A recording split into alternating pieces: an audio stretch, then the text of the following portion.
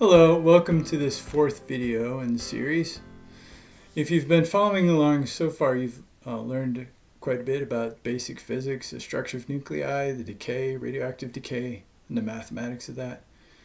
We have more basic physics to go over coming soon. We're going to talk about Compton scattering, photoelectric effect, interaction of particles and photons with matter. But before we get into more of the basics, I'd like to sort of take a pause and look at some applications just to show you that this is real world things that we're learning about. And this is how I teach the class.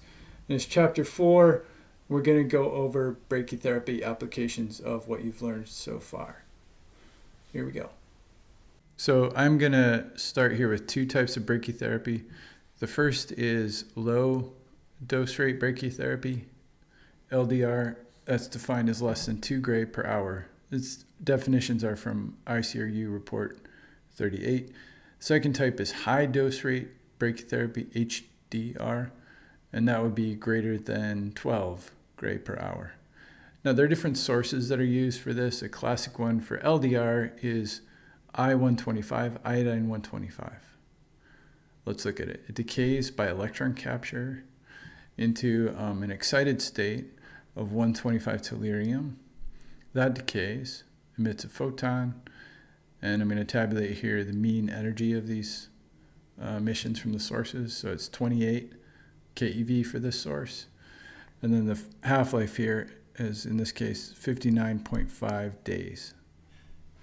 Okay, now the second, another classic type of source is 103 palladium, also used in LDR. Again, electron capture, it decays into here an excited state of 103 rhodium. That decays, emits a photon, and it has a somewhat lower energy, 21 keV. Half-life of this is 17 days. So two classic types of brachytherapy sources for LDR. Let's look at HDR. The classic source for this would be radium-226.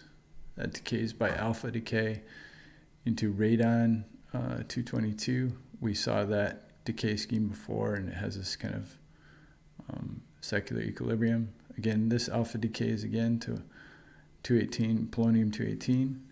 And then that one is an excited state. It decays down and emits a photon. That's the therapeutic photon that we use.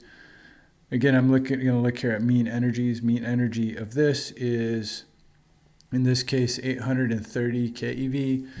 And the half-life of the radium is long. It's 1,600 years. It's a naturally occurring isotope. Another source that's often used now in HDR is iridium-192. That decays here by beta-minus decay. And it decays into an excited state of platinum-192. There are many states of this nucleus, and it can decay down. You get photons out and many different energies from these transitions, but the mean energy is 380 keV, and the half-life for this is 73.8 days.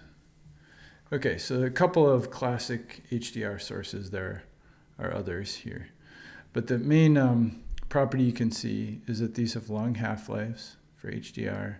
They have relatively higher energies for the photons that are emitted relative to this LDR, low dose rate, which have short half-lives and have lower energy emission.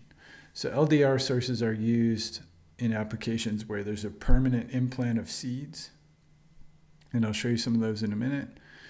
HDR is used for temporary applications where you have a sort of a seed on a wire that dwells temporarily in the patient, and I'll show you some of those as well. Now, one question you might wonder is, why do LDR sources have short half-lives and HDR sources have long half-lives? There's nothing in the fundamental physics around that. It's really just practical. An LDR source is left in for permanent implant, and so the short half-life is advantageous. The dose is delivered quickly. An HDR source, though, is used quite differently. So these are used for temporary implants, and so the source will be in the clinic for long periods of time, and over that time the source will be used again and again and again for treatments. And so, therefore, a longer half-life isotope is more convenient, doesn't have to be replaced as often. So those are some of the practicalities, and these sources have developed over the years to kind of accommodate those issues.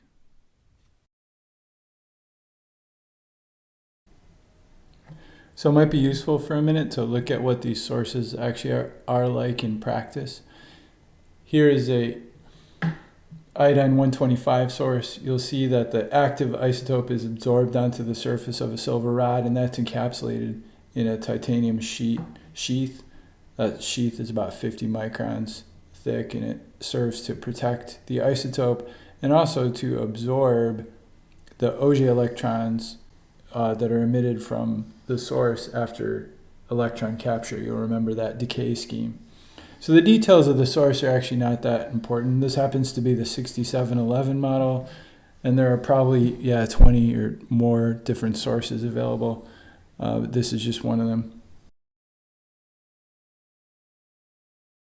This is the Theragenics palladium 103 source used for prostate brachytherapy. Here you'll see that the isotope is coated onto a graphite pellet at the end, and that again is contained in a titanium capsule that's welded shut. It's very small. It has also a marker in it, a lead marker in this case, and the function of that is to make the seed visible in radiographs or in CT scans. So you can locate it and you can do dosimetry on the implant. And then finally, this is an HDR source, an iridium 192 source. This is the one from Nucleotron. But the concept behind these is that it's a small source, less than a millimeter, fits in a catheter, and it's actually welded to the end of a steel cable. And that cable goes through the catheter. The source is a very high activity source, ships at typically 10 curies of activity. It goes in, dwells in a certain position for the calculated time needed for the dose, and then is retracted. That's called remote afterloader technology. All right, so now I've described various types of brachytherapy seeds and techniques associated with them. But before we wrap up this video, I would like to note that there are other forms of brachytherapy. So not all brachytherapy is delivered with seeds. One form is called electronic brachytherapy. More information you can find about this in AAPM Task Group 182, which is coming out soon. There are various ways to deliver this. A miniature X-ray tube can be inserted into a catheter and deliver low-energy X-rays at the tip. It's very, very small. Or there are devices where an electron target is enclosed in a spherical applicator that goes in the patient. So an intrabeam device is an example of that from Zeiss. Also, another category is radionuclide therapy. This is sometimes classified as brachytherapy, and a treatment is accomplished by injecting unsealed sources into the patient. So different forms would include iodine 131 for thyroid cancer, radium-223 chloride for bone metastases, yttrium-coated microspheres for liver disease, and others. So more information is going to be found about this in Chapter 26. So we'll come back to these things. So those are some of the basics of some of the common isotopes used for brachytherapy. In the next video, we're going to talk about how you actually use this and start to calculate a dose from these sorts of sources in a patient.